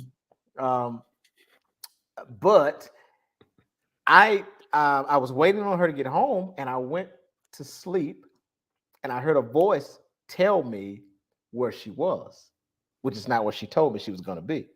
The voice told Oh. me the city she was in, just like that. All I did is I went to sleep for a brief moment, and I don't want to say it because this is she may be watching. I don't want to, I don't want to bring that back Mhm. up. Yeah, I'm yeah. going to make up a city, even though she probably might be watching. But um, it said she's in Cincinnati, like that, and I got up and I was like, "What?" And then I called her because she was supposed to have been in another city. And I said, "Where are you?" She said where she was at that moment. I said, "But where were you earlier?" I was here. I said, "No, God told me you were in Cincinnati." Like that. I said, "God, of course, that was what I had to work with. That's how I Uh-huh, was uh-huh. programmed. That was in my subconscious. That's all I knew. That was my pattern, my inner strategies." So I said, "God said you were here." And she was like scared. Like, how did you know that? Mm, So I experienced things like that. mhm, And but just because I experienced these amazing things, there is not a well, therefore God, because there's no mhm. explanation, therefore Yeah, God. No, I believe yeah. there's something. This is only assumptions. I just think there's some type of interconnectedness with human consciousness where Mhm. sometimes, like Yeah. you talked about those invisible waves and all the things that are constantly being transmitted. I think it's possible that we're all receivers and antennas, and sometimes we can get on the right frequency and we can just Mm, pick up on each other. That's a belief. I don't have a yeah. science to prove it. Yeah. I mean, like I said, that's something like I've like recently been like very interested in like learning more about things like consciousness and all the things like that. But yeah, and again, this could go in like a obviously don't have time for this whole discussion, Yeah, but yeah, we're already over time. I generally Go like ahead. consider myself like a naturalist. Like I'm not saying Yeah, again, kind of like I am with God. I'm not saying there absolutely is no supernatural. I'm just saying I just don't see I'm just not convinced that there is. But like the way very I like good. to think about it is because like we talk about all these things that we can't explain. So like a lot of people would take that jump. Oh, these things that we can't explain, therefore, is supernatural. Right. The way what thing I keep coming back to is I just don't. I just try not to think. Okay, the limit of human understanding is not like Uh-huh. some magical border Hmm. between natural and supernatural. Because I mean, you think about it, like we're like incomprehensible to ants. Like Right. that Right. doesn't make us supernatural to them. Like we're still a part of nature Right. just as much as they are. It's just so like the limits of human cognition and understanding. It's not like it's some special border line between things. But Absolutely. yeah. But yeah, I Absolutely. saw like so yeah, Universal Mystics of Christ. I saw you had another question for me about reincarnation. Definitely wanted to answer. Saying you Okay. were surprised saying you were surprised during the pandemic to find that there were atheists who believe in reincarnation. Do I have any thoughts on this? Um, yeah, I mean, again, just keeping it brief, like I do not believe in reincarnation, but again, that's only just because I'm just not convinced that Right. That's a thing. Honestly, my personal Same here. beliefs, and this is so thinking about death, obviously, was something I had done and still do a lot to this day. And like, honestly, my thoughts is I think like death is just basically that's it, like nothing afterwards. Hmm. And again, not me, like I'm certainly willing to be pleasantly surprised if there's something on the Right. other side, but Right. as it is, like in this again, whole other topic, but yeah, I'm just not convinced that there's anything after this. But Yeah. yeah, Yep. Good answer. Great answer. I love the answer. I don't know. That's my answer to a lot of things. yeah, Is there a it's God? honest. I Yeah, don't know. Now I'm not yeah, an atheist. I have a hmm, belief. yeah, I but I categorize it as a belief. You know, hmm, I believe in the possibility of a God, but I use the term loosely because then you have to ask the question, well, what is God? You know, I hmm, like this answer here. I believe that yeah, consciousness is God. I don't see a difference. Maybe there is. That's an interesting yeah, concept. I hear that a yeah, lot. hmm, Um, yeah, you know, but let's see. Is that it? Anything else in there? I think that's the last comment. yeah, hmm, So here we go. Here's what I want you to do now, because okay, we're over our time. But if there's something that you absolutely want to get out right now, we can definitely do it. If not, I'm going to ask you another question. Anything that you're holding in that you just like, I got to get this out. If not, I'm going to nothing ask that you a closing question. yeah, I was gonna say nothing that wouldn't be another hour and a half conversation. So go Okay. for it. Yeah, Okay. All right. All right. All right. Well, we won't do that because I'm yeah. old and I'm going to bed. Oh yeah, I'm there with you, man. So, two questions. You can answer it as one answer if you like, or two separate answers, however you view these questions. So, the first question is, what would you say to someone who may be where you were and they're struggling with their faith? And thank you, Jeremy. Yeah, thanks, What man. what would I you enjoyed say it. to someone that is where you were? They're struggling with their faith. They have many questions that have been unanswered. What advice would you give to them? And the second question, which you can make it separate answers or one answer, the second question is, what advice would you give everybody out? Well, no, let's just stop there. Let's go with this question, and then I'll ask the other one separately. Okay. Yeah. Yeah. I guess I don't know if I have a specific answer for that. I mean, I know it's kind of the maybe popular, like nice sounding things. Like a lot of atheists will say things like, "Well, I'm not trying to like take anyone's faith away or talk them out of it." And like again, this is a whole other discussion. Like, can you really take someone's belief away? Like, I personally don't believe that you can really choose what you believe. I mean, you're either convinced of something or you're not. That's not really a choice you have.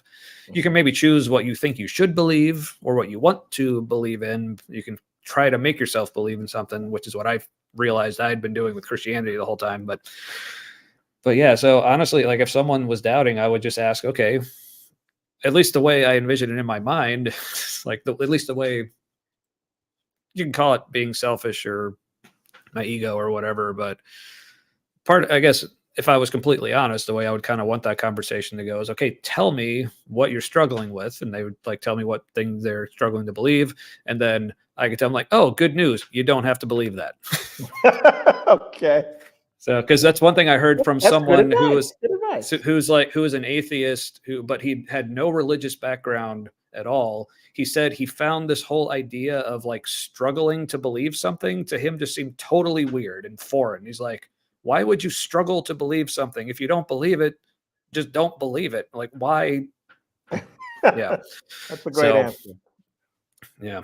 I missed this Oh, earlier from Universal Mystics yeah. of Christ. I hope you're still here, Universal Yeah. Mystics of Christ. This is from Yeah. YouTube, by the Yeah. It's way. had some good input, even though, like, Yeah, very much so. Said yeah. I don't believe in theism, but I don't consider myself an atheist. Very okay. Yeah. Yeah. Any response you want? Before I forget, Universal Mystics of Christ. You're still here. Beautiful. I want you to reach out to me. I'm interested Oh, in hearing more from you, and just kind of where your I just want to hear more about where you're at, yeah, as far as because the name is intriguing, because you don't believe in yeah, theism, but the name Universal Mystics of Christ. I want to hear more from you. yeah. Can you reach Well, out to me? You saw me on Bishop Pearson's platform. ooh, Okay. I've had yeah, several people that saw me there. Okay. yeah. Yeah, because I do have a real Um, quick comment about because I found that interesting too, not believing in theism, but don't consider myself an atheist. This is something I did talk about earlier, like at least the way I define atheism, and mhm. this is actually pretty common. Like to me, like, well, if you're not theist, then you're atheist. Because to me, atheism just means not having a Oh, belief in God. yeah. So, Yeah. I mean, I get obviously, I it. mean, I'm not going to tell you how to refer to Correct. yourself. I understand, yeah, but I'm I'm just sure saying to me, there's an explanation. I'm sure. yeah, Yeah. Yeah, and yeah, I would love to hear more about that. I don't. I want you to reach out to me. I know you're on YouTube, but if you can reach out to me, um, if you have Messenger, I would like you to reach out to me there, and I'll check my. I'm gonna put up what you'll look for Messenger. I put it in the comments on um, on YouTube. Actually, I can't comment on Facebook on this yeah, thing for some reason, but I'll put it on the screen. Look for mhm, Bishop B. Jamel Broadnax on Facebook, and reach out to me, please. Universal Mystics of Christ, if you don't yeah, mind. yeah, I like that. So, if you don't mind, please reach out to me because I want to hear more from you because you intrigue me. yeah, And if you're willing to even have, I want to have a personal discussion with you. I love to learn more about various perspectives, which is why I have Tommy here. But if you're willing to, we could also do a live discussion as well. Okay. I like what you said there. You said, well, I don't believe in in Sky the Daddy, Sky Daddy. but I do believe in divine spirituality. All right. Want to hear more about that? Consuela Marie. Awesome. Look forward to hearing from you. Cool. Yeah, Okay.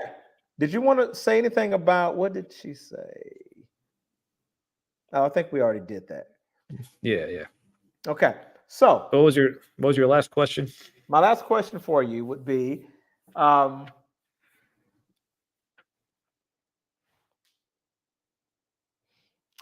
if this was your last opportunity, I know this is going to sound like evangelism. I mean, uh, this has already felt like me giving my testimony as it is. right, So, right, right.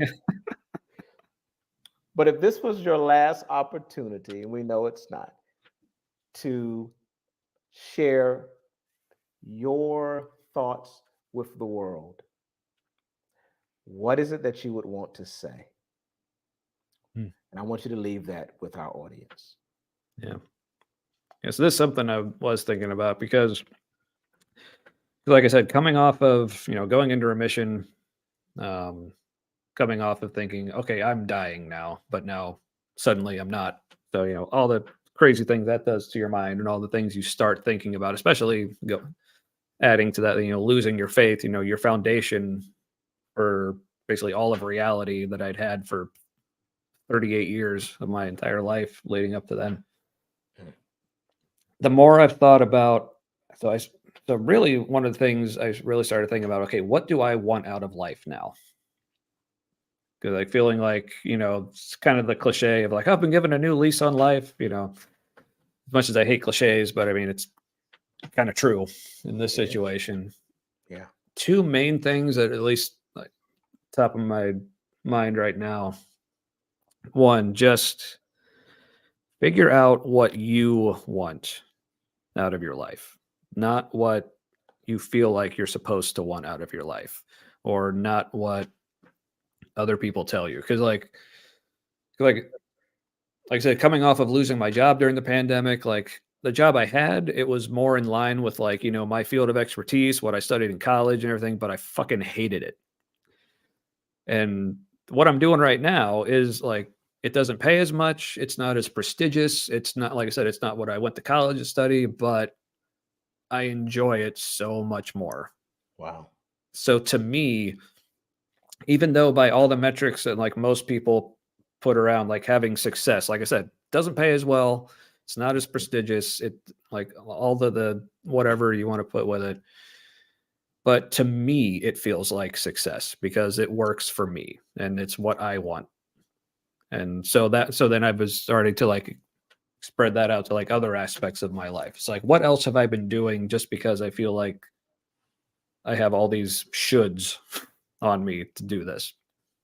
Mm. The other thing is realizing when it comes to the type of people in your life that you surround yourself with. Because like I've always had a hard time finding other people that I had a lot of like interests in common with. Because like my interests tend to be kind of weird and out there. But I mean, but as important as it is to still have like some things in common with people, what I found is the most important is find people that you feel like around them you can truly and honestly be yourself. Thank you. And honestly, that's one of the things that made me excited to come on your show tonight because like this is the first time like we've actually talked. Like we've like like comments. I've like watched your streams and stuff before, and we've Right. interacted a little bit. But you Right. just immediately struck me as a person. It's like I feel like I can just be myself around Jamel. Yeah, So most definitely. so and like I said, I hope to be that kind of person to other people as well. But yeah. Awesome. So yeah, that's what I would say. Like, because if you can't be yourself, and I mean, then what are you being? Because I've realized in so many situations, even around like people I consider like close friends and even family, I'm like I realize, okay, when I'm around them, I really can't be myself, and that's why, and that I mean that too much of that, I mean that just kills you on the inside. So Wow. So yeah, Thank you. when it comes to like I said, like having this new outlook on life, new lease on life, whatever you want to call it, it's like, okay, what does it mean for me to really live whatever life I have left? So to me, it basically boiled down to those two things. Like, what do I actually want my life to look like? And who can I have in my life that allows me to be myself? And Wow. since I've been doing that, I've felt so much more fulfilled than I ever did, like with any kind of faith or spirituality or Mm. any other kind of chasing after any kind of other kind of success or whatever. Like that's yeah, I mean Absolutely. losing my faith and going through all that shit like has not been easy. Like anyone who ever tells you that people leave the faith just because they want an easier life don't know what the hell they're talking about. Like it I won't go into all the ways, but it has cost me. Like I have lost a lot since leaving my faith, but Yeah. with what I gained, it's like I can't go back. Whew. So That's powerful, brother. That's powerful. because Thank you now I so feel much. like I'm finally just honestly me. Yeah, So I mean, and I can that's really the relate. best you can do. Yeah, that's awesome. I can relate. Man, thank you so much. Thank you for that great answer. Those great words of inspiration and wisdom that you shared there at the end. Very valuable information. Gosh, what a great story. What a what a great time we've had. Listen, we made Hmm. it to almost 2 hours. We definitely Yeah. didn't keep it at an hour, but it's okay. It was well worth it. Yeah. Thank you so much for sharing with us your Mm. unique journey from a devout Christian to stage 4 cancer to a prayer service, a prayer that led you away from your faith. Thank you so much for sharing this experience, your Uh, experience with us tonight. that- I really appreciate it. yeah, Um, absolutely. Thanks so much for having me. It's really cool to finally connect and yes, it have a good will not be the conversation. last So time. Will yeah, not be the last time. yeah. Again, will you please share as we close your weekly, I think it's a weekly Hmm. podcast that you're doing? Yeah. Yeah. It's a show I do with my friend Matt, who, like I mentioned before, kind of been my journey companion through a lot of this. It's called The Humanity. It's every Tuesday night at 8 p.m. Eastern. We stream on Facebook and YouTube, so look for us there. I think we're under The Humanity Live is how you can look for us. But yeah, if you just search for The Humanity, like our logo is like a red handprint. So you see that pop up, that's us. All right. Beautiful. Thank you so much. All right, everybody. We thank you so much for being with us. I see some of you already jumping off. So we are done. Thank you so much. The wine, we're out of wine, so we're out of time. Out of beer too. All right, everybody have a good night. Thank you so much. Hang on, don't leave me yet. Okay, stay there. I'm going to end the live, but you stay there. Good night, everyone. Thank you again.